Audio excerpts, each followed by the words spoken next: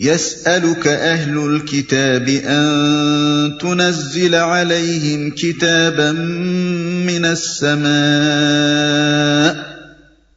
فقد سألوا موسى أكبر من ذلك فقالوا أرنا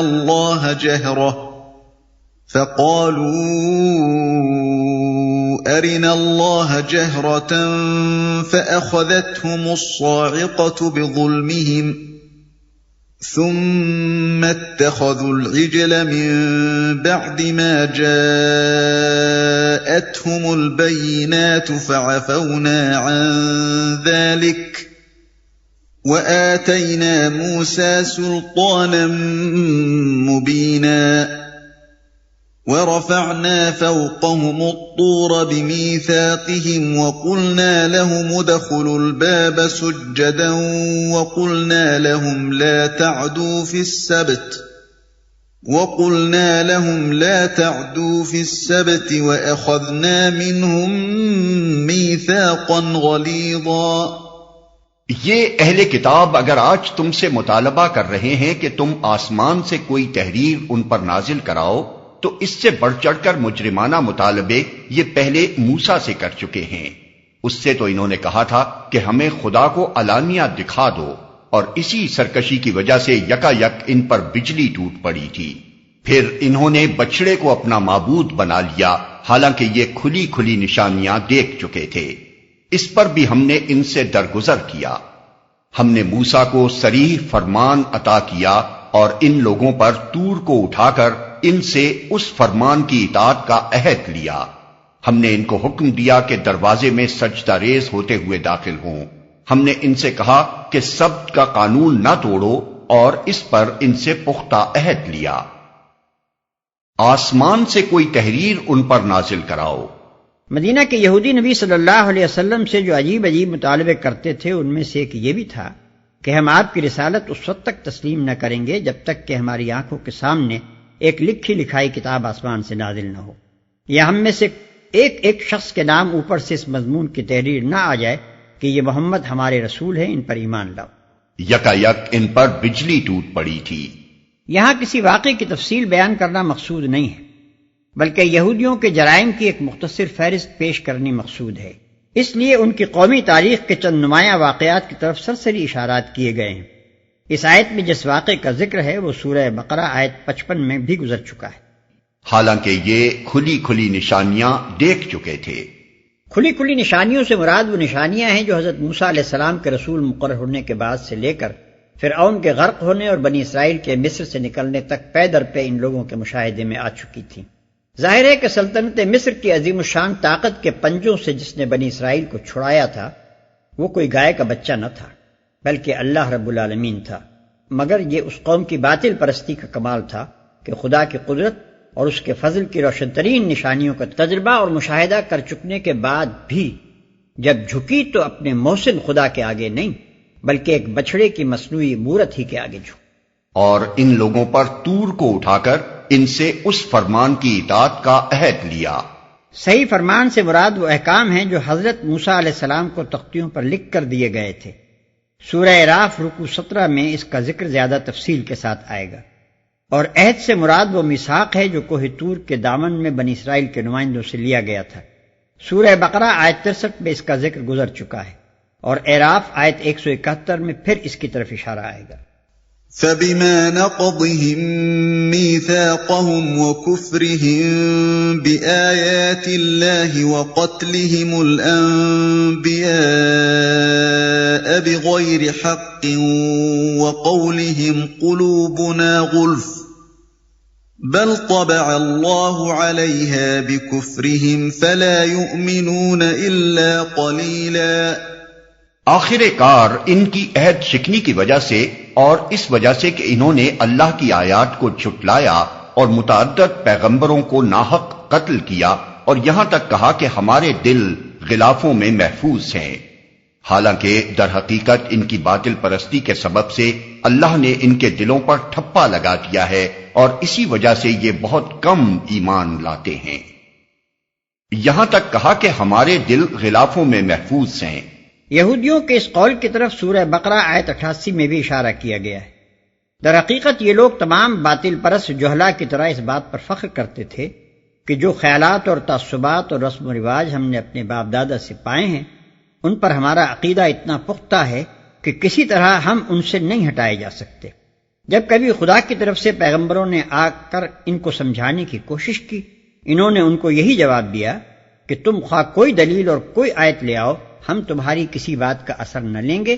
جو کچھ مانتے اور کرتے چلے آئے ہیں وہی مانتے رہیں گے اور وہی کیے چلے جائیں گے۔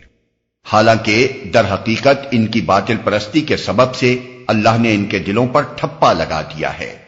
یہ جملہ معترضہ ہے۔ وَبِكُفْرِهِمْ وَقَوْلِهِمْ عَلَى مَرْيَمَ بُهْتَانًا عَظِيمًا، پھر اپنے کفر میں اتنے بڑھے کہ مریم پر سخت بہتان لگایا۔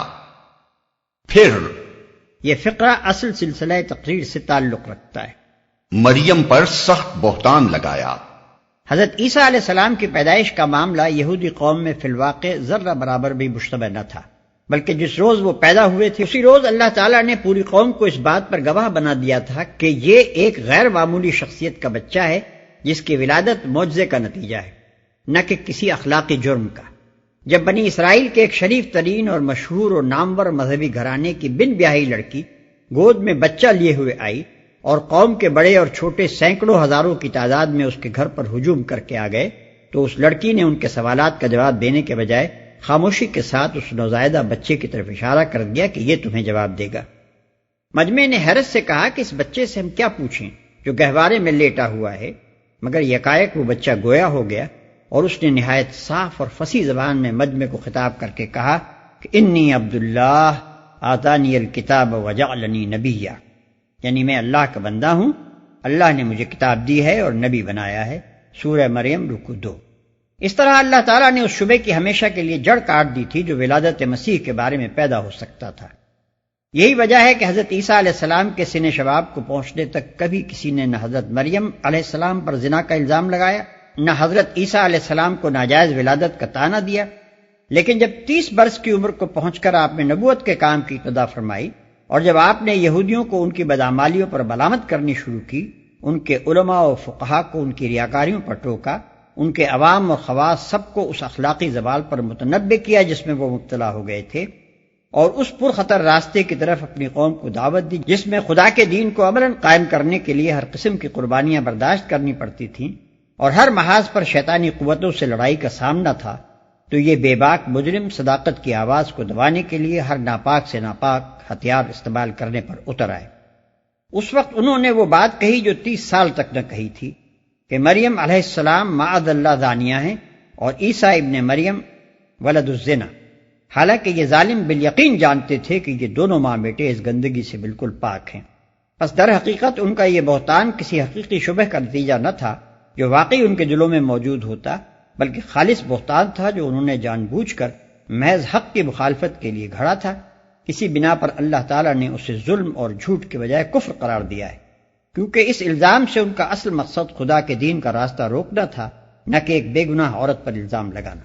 وَقَوْلِهِمْ إِنَّا قَتَلْنَا الْمَسِيحَ عِيسَى ابْنَ مَرْيَمَ رَسُولَ اللَّهِ وَمَا قَتَلُوهُ وَمَا صَلَبُوهُ وَلَكِن شُبِّهَ لَهُمْ وَإِنَّ الَّذِينَ اخْتَلَفُوا فِيهِ لَفِي شَكٍّ مِّنْهُ مَا لَهُم بِهِ مِنْ عِلْمٍ إِلَّا اتِّبَاعَ الظَّنِّ وَمَا قَتَلُوهُ يَقِينًا بَلْ رَفَعَهُ اللَّهُ إِلَيْهِ وَكَانَ اللَّهُ عَزِيزًا حَكِيمًا۔ اور خود کہا کہ ہم نے مسیح عیسیٰ ابن مریم رسول اللہ کو قتل کر دیا ہے، حالانکہ فی الواقع انہوں نے نہ اس کو قتل کیا نہ صلیب پر چڑھایا، بلکہ معاملہ ان کے لیے مشتبہ کر دیا گیا، اور جن لوگوں نے اس کے بارے میں اختلاف کیا ہے وہ بھی دراصل شک میں مبتلا ہیں۔ ان کے پاس اس معاملے میں کوئی علم نہیں ہے، محض گمان ہی کی پیروی ہے۔ انہوں نے مسیح کو یقین کے ساتھ قتل نہیں کیا، بلکہ اللہ نے اس کو اپنی طرف اٹھا لیا۔ اللہ زبردست طاقت رکھنے والا اور حکیم ہے۔ خود کہا کہ ہم نے مسیح عیسیٰ ابن مریم رسول اللہ کو قتل کر دیا ہے۔ یعنی جرأت مجرمانہ اتنی بڑھی ہوئی تھی کہ رسول کو رسول جانتے تھے اور پھر اس کے قتل کا اقدام کیا، اور فخریہ کہا کہ ہم نے اللہ کے رسول کو قتل کیا ہے۔ اوپر ہم نے گہوارے کے واقعے کا جو حوالہ دیا ہے اس پر غور کرنے سے یہ بات صاف ہو جاتی ہے کہ یہودیوں کے لیے مسیح علیہ السلام کی نبوت میں شک کرنے کی کوئی گنجائش باقی نہ تھی۔ پھر جو روشن نشانیاں انہوں نے حضرت موصوف سے مشاہدہ کی، جن کا ذکر سورہ آل عمران رکو 5 میں گزر چکا ہے، ان کے بعد تو یہ معاملہ بالکل ہی غیر مشتبہ ہو چکا تھا کہ آن جناب اللہ کے پیغمبر ہیں۔ اس لیے واقعہ یہ ہے کہ انہوں نے جو کچھ آپ کے ساتھ کیا وہ کسی غلط فہمی کی بنا پر نہ تھا، بلکہ وہ خوب جانتے تھے کہ ہم اس جرم کا ارتکاب اس شخص کے ساتھ کر رہے ہیں جو اللہ کی طرف سے پیغمبر بن کر آیا ہے۔ بظاہر یہ بات بڑی عجیب معلوم ہوتی ہے کہ کوئی قوم کسی شخص کو نبی جانتے اور مانتے ہوئے اسے قتل کر دے، مگر واقعہ یہ ہے کہ بگڑی ہوئی قوموں کے انداز و اطوار ہوتے ہی کچھ عجیب ہیں۔ وہ اپنے درمیان کسی ایسے شخص کو برداشت کرنے کے تیار نہیں ہوتی جو ان کی برائیوں پر انہیں ٹوکے اور ناجائز کاموں سے ان کو روکے۔ ایسے لوگ چاہے وہ نبی ہی کیوں نہ ہوں، ہمیشہ بدکردار قوموں میں قید اور قتل کی سزائیں پاتے ہی رہے ہیں۔ تلمود میں لکھا ہے کہ بخت نصر نے جب بیت المقدس فتح کیا تو وہ ہیکل سلیمانی میں داخل ہوا اور اس کی سیر کرنے لگا۔ عین قربان گاہ کے سامنے ایک جگہ دیوار پر اسے ایک تیر کا نشان نظر آیا۔ اس نے یہودیوں سے پوچھا یہ کیسا نشان؟ انہوں نے جواب دیا یہاں زکریا نبی کو ہم نے قتل کیا تھا، وہ ہماری برائیوں پر ہمیں ملامت کرتا تھا، آخر جب ہم اس کی ملامتوں سے تنگ آ گئے تو ہم نے اسے مار ڈالا۔ بائبل میں یرمیہ نبی کے متعلق لکھا ہے کہ جب بنی اسرائیل کی بد اخلاقیاں حد سے گزر گئیں اور حضرت یرمیہ نے ان کو متنبع کیا کہ ان اعمال کی پاداش میں خدا تم کو دوسری قوموں سے پامال کرا دے گا، تو ان پر الزام لگایا گیا کہ یہ شخص صدیوں کلدانیوں سے ملا ہوا ہے اور قوم کا غدار ہے۔ اس الزام میں ان کو جیل بھیج دیا گیا۔ خود حضرت مسیح علیہ السلام کے واقع صلیب سے 2-2.5 سال پہلے ہی حضرت یحییٰ علیہ السلام کا معاملہ پیش آ چکا تھا۔ یہودی بالعموم ان کو نبی جانتے تھے اور کم از کم یہ تو مانتے ہی تھے کہ وہ ان کی قوم کے صالح ترین لوگوں میں سے ہیں، مگر جب انہوں نے ہیرودیس یعنی والی ریاست یہودیہ کے دربار کی برائیوں پر تنقید کی تو اسے برداشت نہ کیا گیا۔ پہلے جیل بھیجے گئے اور پھر والی ریاست کی معشوقہ کے مطالبے پر ان کا سر قلم کر دیا گیا۔ یہودیوں کے اس ریکارڈ کو دیکھتے ہوئے یہ کوئی حیرت کی بات نہیں ہے کہ انہوں نے اپنے ضام میں مسیح کو سولی پر چڑھانے کے بعد سینے پر ہاتھ مار کر کہا ہو ہم نے اللہ کے رسول کو قتل کیا ہے۔ حالانکہ فی الواقع انہوں نے نہ اس کو قتل کیا نہ صلیب پر چڑھایا۔ یہ پھر جملہ معترضہ ہے۔ معاملہ ان کے لیے مشتبہ کر دیا گیا۔ یہ آیت تصریح کرتی ہے کہ حضرت مسیح علیہ السلام صلیب پر چڑھائے جانے سے پہلے اٹھا لیے گئے تھے، اور یہ کہ مسیحیوں اور یہودیوں دونوں کا یہ خیال کہ مسیح نے صلیب پر جان دی محض غلط فہمی پر مبنی ہے۔ قرآن اور بائبل کے بیانات کا متقابل مطالعہ کرنے سے ہم یہ سمجھتے ہیں کہ غالباً پلاطس کی عدالت میں تو پیشی آپ ہی کی ہوئی تھی، مگر جب وہ سزائے موت کا فیصلہ سنا چکا اور جب یہودیوں نے مسیح جیسے پاک نفس انسان کے مقابلے میں ایک ڈاکو کی جان کو زیادہ قیمتی ٹھہرا کر اپنی حق دشمنی و باطل پسندی پر آخری مہر بھی لگا دی، تب اللہ تعالیٰ نے کسی وقت آن جناب کو اٹھا لیا۔ بعد میں یہودیوں نے جس شخص کو صلیب پر چڑھایا وہ آپ کی ذات مقدس نہ تھی بلکہ کوئی اور شخص تھا جس کو نہ معلوم کس وجہ سے ان لوگوں نے عیسیٰ ابن مریم سمجھ لیا۔ تاہم ان کا جرم اس سے کم نہیں ہوتا، کیونکہ جس کو انہوں نے کانٹوں کا تاج پہنایا، جس کے منہ پر تھوکا اور جسے ذلت کے ساتھ صلیب پر چڑھایا، اس کو وہ عیسیٰ بن مریم ہی سمجھ رہے تھے۔ اب یہ معلوم کرنے کا ہمارے پاس کوئی ذریعہ نہیں ہے کہ معاملہ کس طرح ان کے لیے مشتبہ ہو گیا، چونکہ اس باب میں کوئی یقینی ذریعہ معلومات نہیں ہے، اس لیے مجرد قیاس و گمان اور افواہوں کی بنیاد پر یہ نہیں کہا جا سکتا کہ اس شبے کی نوعیت کیا تھی جس کے بنا پر یہودی یہ سمجھے کہ انہوں نے عیسیٰ ابن مریم کو صلیب دی ہے، درا حالے کہ عیسیٰ ابن مریم ان کے ہاتھ سے نکل چکے تھے۔ محض گمان ہی کی پیروی ہے۔ اختلاف کرنے والوں سے مراد عیسائی ہیں، ان میں مسیح علیہ السلام کے مصلوب ہونے پر کوئی ایک متفق علیہ قول نہیں ہے، بلکہ 20 اقوال ہیں جن کی کثرت خود اس بات پر دلالت کرتی ہے کہ اصل حقیقت ان کے لیے بھی مشتبہ ہی رہی۔ ان میں سے کوئی کہتا ہے کہ صلیب پر جو شخص چڑھایا گیا وہ مسیح نہ تھا بلکہ مسیح کی شکل میں کوئی اور تھا جسے یہودی اور رومی سپاہی ذلت کے ساتھ صلیب دے رہے تھے، اور مسیح وہیں کسی جگہ کھڑا ان کی حماقت پر ہنس رہا تھا۔ کوئی کہتا ہے کہ صلیب پر چڑھایا تو مسیح ہی کو گیا تھا مگر ان کی وفات صلیب پر نہیں ہوئی بلکہ اتارے جانے کے بعد ان میں جان تھی۔ کوئی کہتا ہے کہ انہوں نے صلیب پر وفات پائی اور پھر وہ جی اٹھے اور کم و بیش 10 مرتبہ اپنے مختلف حواریوں سے ملے اور باتیں کی۔ کوئی کہتا ہے کہ صلیب کی موت مسیح کے جسم انسانی پر واقع ہوئی اور وہ دفن ہوا، مگر الوہیت کی روح جو اس میں تھی وہ اٹھا لی گئی، اور کوئی کہتا ہے کہ مرنے کے بعد مسیح علیہ السلام جسم سمیت زندہ ہوئے اور جسم سمیت اٹھائے گئے۔ ظاہر ہے کہ اگر ان لوگوں کے پاس حقیقت کا علم ہوتا تو اتنی مختلف باتیں ان میں مشہور نہ ہوتی، بلکہ اللہ نے اس کو اپنی طرف اٹھا لیا۔ یہ اس معاملے کی اصل حقیقت ہے جو اللہ تعالیٰ نے بتائی ہے۔ اس میں جزم اور صراحت کے ساتھ جو چیز بتائی گئی ہے وہ صرف یہ ہے کہ حضرت مسیح کو قتل کرنے میں یہودی کامیاب نہیں ہوئے، اور یہ کہ اللہ تعالیٰ نے ان کو اپنی طرف اٹھا لیا۔ اب رہا یہ سوال کہ اٹھا لینے کی کیفیت کیا تھی، تو اس کے متعلق کوئی تفصیل قرآن میں نہیں بتائی گئی۔ قرآن نہ اس کی تصریح کرتا ہے کہ اللہ ان کو جسم و روح کے ساتھ کرۂ زمین سے اٹھا کر آسمانوں پر کہیں لے گیا، اور نہ یہی صاف کہتا ہے کہ انہوں نے زمین پر طبعی موت پائی اور صرف ان کی روح اٹھائی گئی۔ اس لیے قرآن کی بنیاد پر نہ تو ان میں سے کسی ایک پہلو کی قطعی نفی کی جا سکتی ہے اور نہ اس بات، لیکن قرآن کے انداز بیان پر غور کرنے سے یہ بات بالکل نمایاں طور پر محسوس ہوتی ہے کہ اٹھائے جانے کی نوعیت و کیفیت خواہ کچھ بھی ہو، بہرحال مسیح علیہ السلام کے ساتھ اللہ نے کوئی ایسا معاملہ ضرور کیا ہے جو غیر معمولی نوعیت کا ہے۔ اس غیر معمولی پن کا اظہار 3 چیزوں سے ہوتا ہے۔ ایک یہ کہ عیسائیوں میں مسیح علیہ السلام کے جسم و روح سمیت اٹھائے جانے کا عقیدہ پہلے سے موجود تھا، اور ان اسباب میں سے تھا جن کی بنا پر ایک بہت بڑا گروہ الوہیت مسیح کا قائل ہوا ہے۔ لیکن اس کے باوجود قرآن نے نہ صرف یہ کہ اس کی صاف صاف تردید نہیں کی، بلکہ بعینہ ہی وہی رفع یعنی اسینشن کا لفظ استعمال کیا جو عیسائی اس واقعے کے لیے استعمال کرتے ہیں۔ کتاب مبین کی شان سے یہ بات بعید ہے کہ وہ کسی خیال کی تردید کرنا چاہتی ہو اور پھر ایسی زبان استعمال کرے جو اس خیال کو مزید تقویت پہنچانے والی ہو۔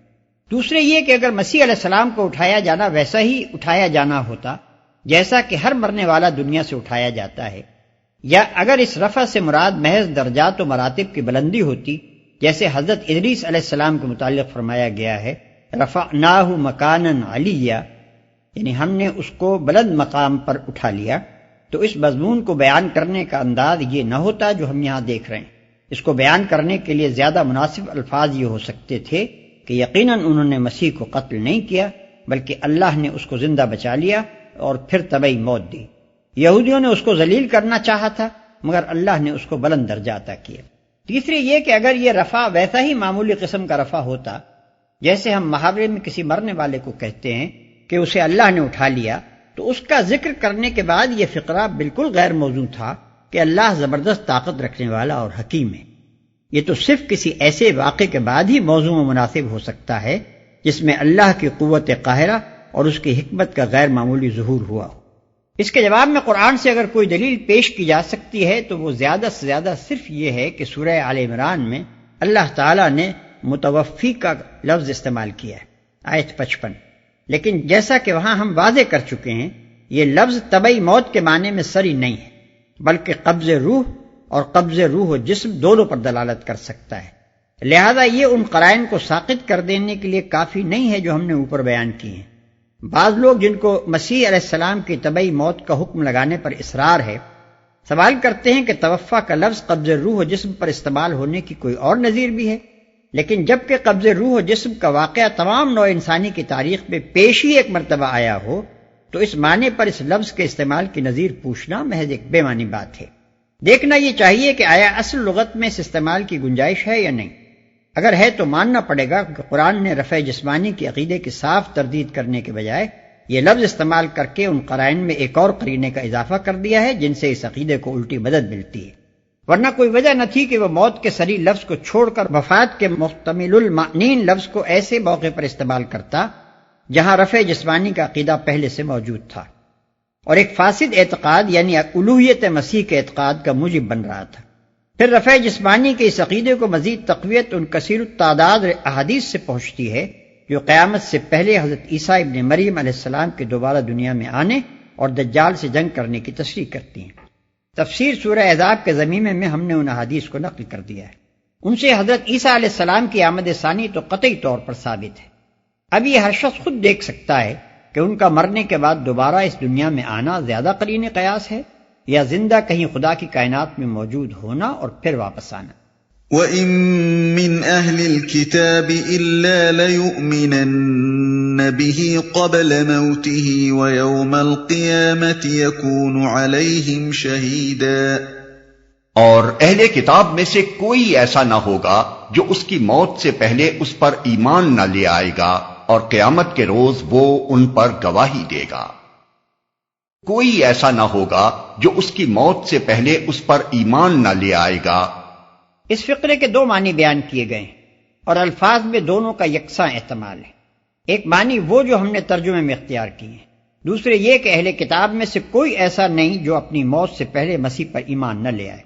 اہل کتاب سے مراد یہودی ہیں اور ہو سکتا ہے کہ عیسائی بھی ہوں۔ پہلے معنی کے لحاظ سے مطلب یہ ہوگا کہ مسیح کی طبعی موت جب واقع ہوگی، اس وقت جتنے اہل کتاب موجود ہوں گے وہ سب ان پر یعنی ان کی رسالت پر ایمان لا چکے ہوں گے۔ دوسرے معنی کے لحاظ سے مطلب یہ ہوگا کہ تمام اہل کتاب پر مرنے سے عین قبل رسالت مسیح کی حقیقت منکشف ہو جاتی ہے اور وہ مسیح پر ایمان لے آتے ہیں، مگر یہ اس وقت ہوتا ہے جبکہ ایمان لانا مفید نہیں ہو سکتا۔ دونوں معنی متعدد صحابہ، تابعین اور اکابر مفسرین سے منقول ہیں اور صحیح مراد صرف اللہ ہی کے علم میں ہے۔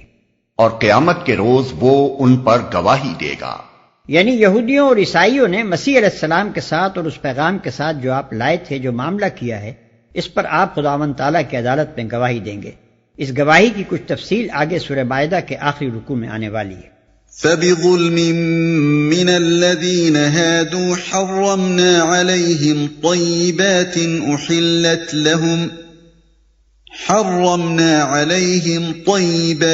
أُحِلَّتْ لَهُمْ وَبِصَدِّهِمْ عَن سَبِيلِ اللَّهِ كَثِيرًا وَأَخْذِهِمُ الرِّبَا وَقَدْ نُهُوا عَنْهُ وَأَكْلِهِمْ أَمْوَالَ النَّاسِ بِالْبَاطِلِ وَأَعْتَدْنَا لِلْكَافِرِينَ مِنْهُمْ عَذَابًا أَلِيمًا۔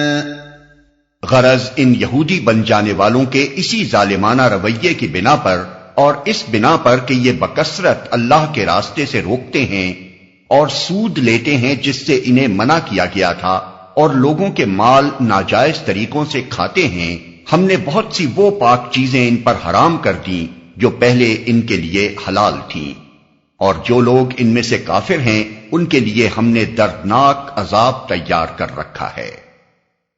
غرض جملہ معترضہ ختم ہونے کے بعد یہاں سے پھر وہی سلسلہ تقریر شروع ہوتا ہے جو اوپر سے چلا آ رہا تھا۔